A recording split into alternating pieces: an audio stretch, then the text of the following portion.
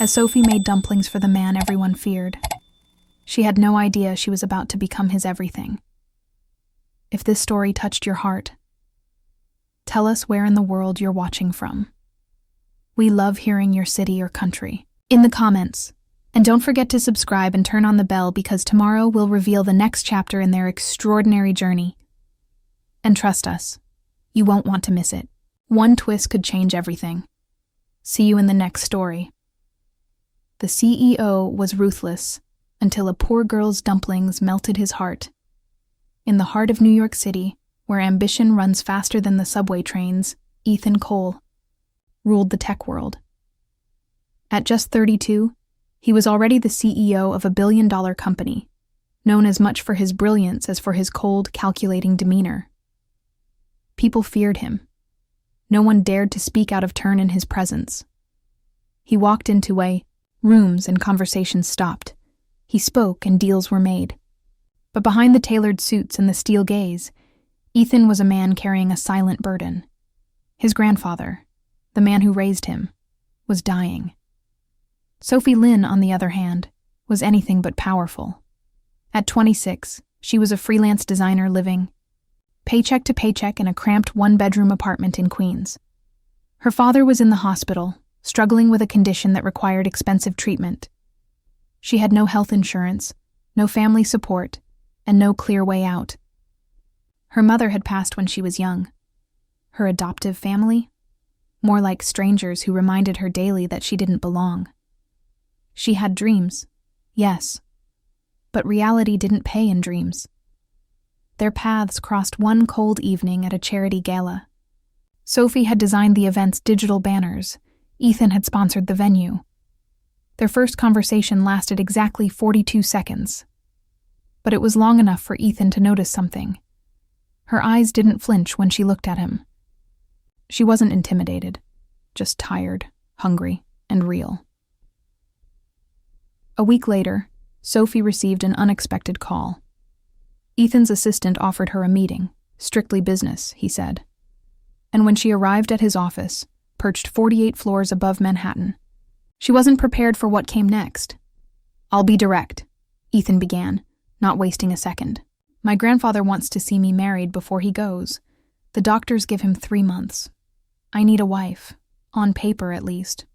You'll receive $2,000 per month, full medical coverage for your father, and a guaranteed freelance contract with my company. In return, you'll play the part." Convincingly. Sophie laughed at first, thinking it was a joke. But Ethan didn't smile. "And what happens after 3 months?" she asked, her voice steady. "We divorce," he replied. Clean and simple. Her heart pounded. Was this madness or a miracle? She looked him in the eyes that had likely seen through 1,000 liars, and said, "I'll do it, but I won't be invisible. If I'm your wife, even just on paper, I want to be treated with respect." For the first time in a long while, Ethan blinked, and so the contract was signed. A fake marriage to save a dying man's heart, and a struggling girl's future. Neither of them knew that this cold business deal was the beginning of something neither money nor power could ever buy. Something real. The fake marriage began with clear terms. No feelings, no drama, no crossing the line. But life doesn't follow contracts. After moving into Ethan's luxurious penthouse, Sophie tried her best to keep her distance. She slept in the guest room, kept conversations short, and avoided eye contact. But something about the silence in that place made it impossible to ignore each other. He noticed how she always made tea before bed. She noticed he never ate breakfast. They said nothing, but they noticed. While Ethan handled billion-dollar mergers by day, Sophie went back to work as a junior designer at his company, Cole Innovations. No one knew she was married to the CEO. That was part of the deal.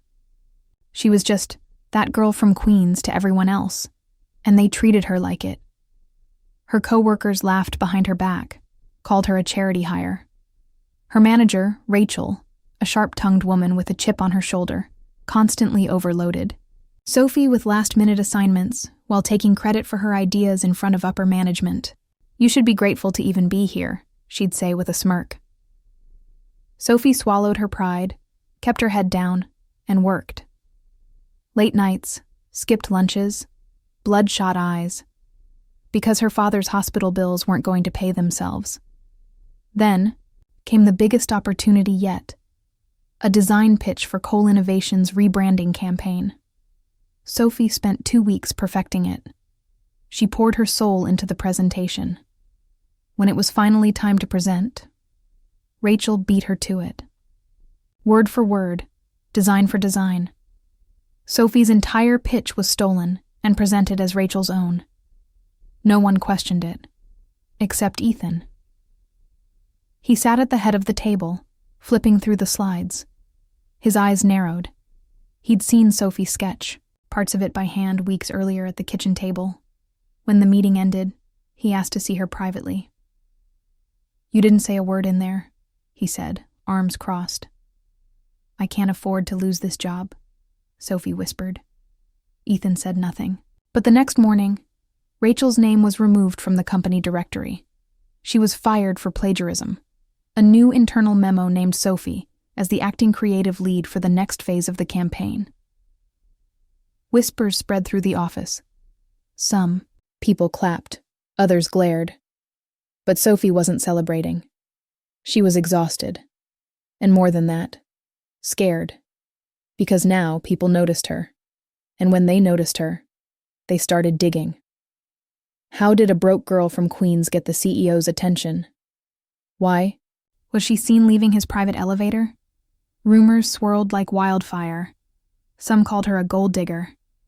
Others said she was sleeping her way to the top. One afternoon, someone left an envelope on her desk. No name, no return address. Inside, printed photos of her entering Ethan's building. At night. Sophie stared at them, her hands trembling. The line between fake and real was starting to blur, and someone wanted to ruin her for it. The photos were just the beginning. Whispers turned into stares. Side eyes in the elevator, fake smiles in the break room. Sophie could feel it. Something was building. And when HR asked her to come in for a quick chat, she knew things were about to explode. "Someone's filed an anonymous report," the rep said, not meeting her eyes. "They're accusing you of falsifying credentials and leveraging a personal relationship with Mr. Cole for career advancement." Sophie's heart dropped. "Earned my position," she said firmly. "I've never lied about anything." The HR rep gave a polite nod. "We're investigating. In the meantime, we ask that you work from home." The elevator ride down felt longer than ever. Her phone buzzed nonstop with messages from unknown numbers. Memes, insults, screenshots, and then one that made her blood freeze. "We know who you really are. Stop pretending." Attached was a photo of a girl who looked exactly like Sophie. Same smile, same eyes, but taken from 10 years ago. A girl in a private school uniform, hugging a man who clearly wasn't Sophie's father. She didn't recognize the photo, but the resemblance was haunting. That night, she confronted Ethan. "You said this would be simple," she snapped, throwing the envelope on the table. He picked up the photo and went pale. "Where did you get this?" he asked. "I didn't. It was sent to me." Ethan ran a hand through his hair. "Her name is Chloe Westbrook. She disappeared when she was 15. Daughter of the Westbrook family. Old money. East Coast royalty. That photo was all over the news back then." Sophie stared at him. "You're saying she looks like me?" "No," he said slowly. "I'm saying she is you. Or someone wants the world to believe that." The next day, headlines hit every major blog. CEO's secret wife, lost Westbrook heiress found. Sophie's face was everywhere. But behind the media frenzy, something darker stirred. Chloe Westbrook, the real one, was alive, and she'd been watching. From behind a surgically altered face, Chloe had crafted a new identity and infiltrated the Westbrook estate months earlier. She used forged documents, false DNA, and a painful series of cosmetic procedures to claim Sophie's birthright. And now, she was fighting to keep it. Because Sophie was the real Chloe Westbrook. And someone had stolen her identity to take her life. Ethan's connections confirmed it. A match between Sophie's childhood hospital records and Westbrook's sealed files. The DNA results were undeniable, but truth doesn't always win. At an exclusive gala hosted by the Westbrook family, Chloe stood beside Ethan in a white designer gown. The media had already crowned her the heiress. She was radiant, poised, and full of lies. Sophie burst through the doors. The crowd gasped. She held up the lab report, her voice steady. She's not who you think she is. And just like that, silence.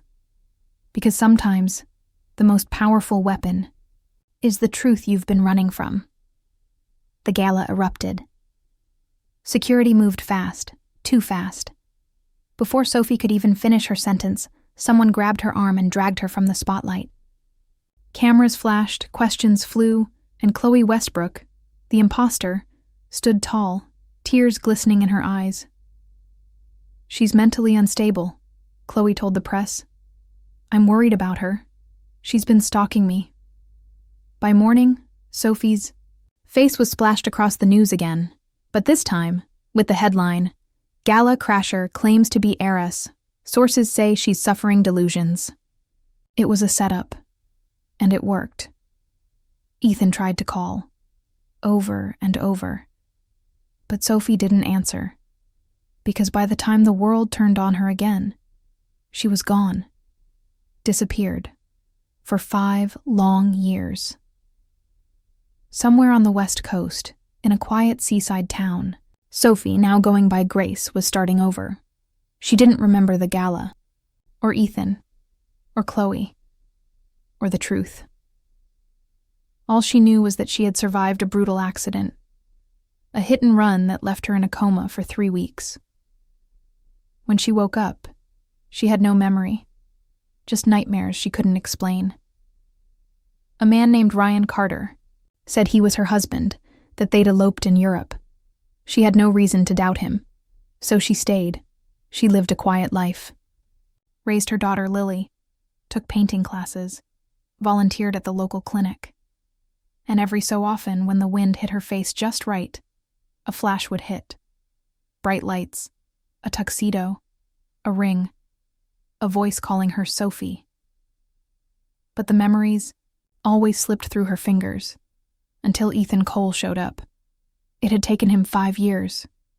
5 years of tracking anonymous tips, fake aliases, dead ends. He'd nearly given up. But there she was, standing outside a school holding a little girl's hand, wearing a smile that didn't reach her eyes. "Sophie," he whispered. She turned. And nothing. No flicker of recognition. No memory. Just a polite, guarded look. "I'm sorry," she said. "Do I know you?" Ethan's world cracked in two, but he didn't give up. Instead, he moved into the town quietly, opened a tech satellite office nearby, found reasons to bump into her: a broken coffee machine, a charity fundraiser, her daughter's art show. And slowly, Sophie began to question the life she thought was hers. Why did Ryan flinch whenever Ethan's name was mentioned? Why did he get so angry when Lily called Ethan cool? Why did she find an old medical report with a different name? One rainy evening, she stood outside Ethan's apartment, soaked to the bone, clutching an envelope. "I think I was her," she whispered. "The girl in the photo, the one they erased." Ethan didn't say anything. He just stepped aside, letting her in. For the first time in years, she looked around. Same scent, same books, same feeling. Her fingers grazed a framed photo on the wall. 2 people on a balcony, arms wrapped around each other, eyes full of hope. "I loved you, didn't I?" she asked. "Yes," Ethan said, his voice low. And I never stopped loving you. Sophie remembered. Not everything at once, but in pieces. The way Ethan's hand felt on her back when crowds made her anxious. The sound of his voice whispering her name when she cried in her sleep. The night they ate dumplings on the rooftop, laughing like the world outside didn't exist.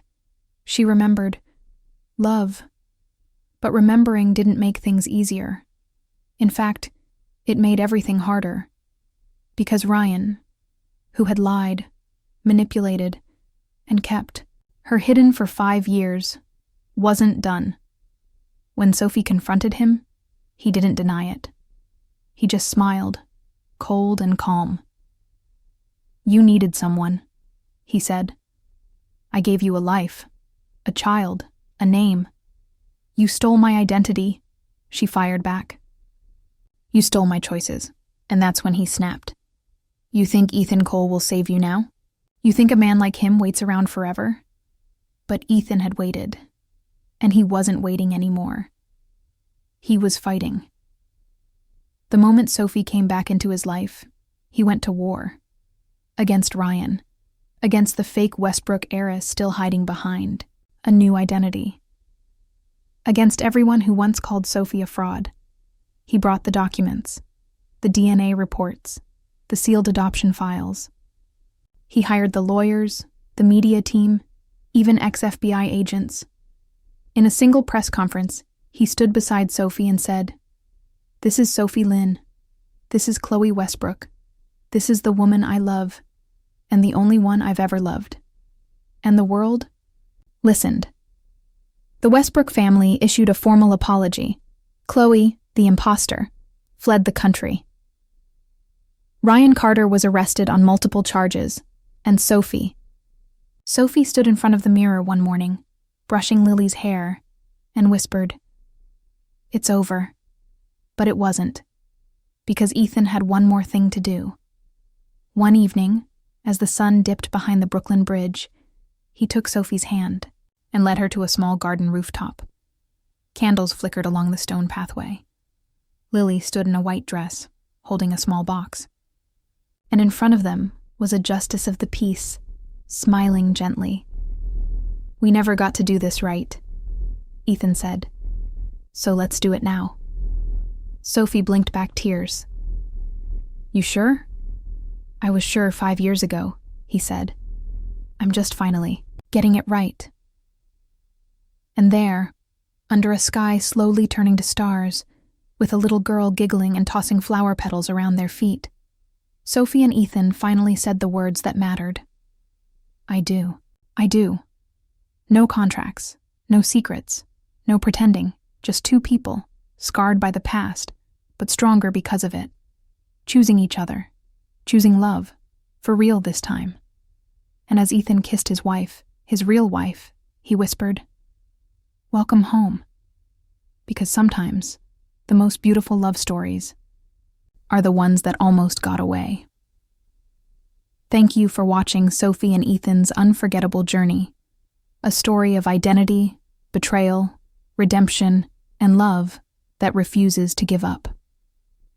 Now we'd love to hear from you. What part of their story hit you the hardest? Was it Sophie losing her memory? Ethan's unwavering loyalty? Or maybe that rooftop wedding that finally gave them the ending they deserved? Share your thoughts in the comments below. We want to know what you felt watching this story unfold. Don't hold back. Was there a moment that made you tear up, cheer out loud, or even shout at the screen? Also, let us know where you're watching from. We love seeing this community grow from all corners of the world. And if this story moved you, don't forget to like, subscribe, and hit that bell icon so you never miss a single episode of the next emotional roller coaster. A brand new story drops tomorrow, and trust me, you won't want to miss it. Until then, stay strong, love fiercely, and always believe that even after everything, some stories are meant to find their way home.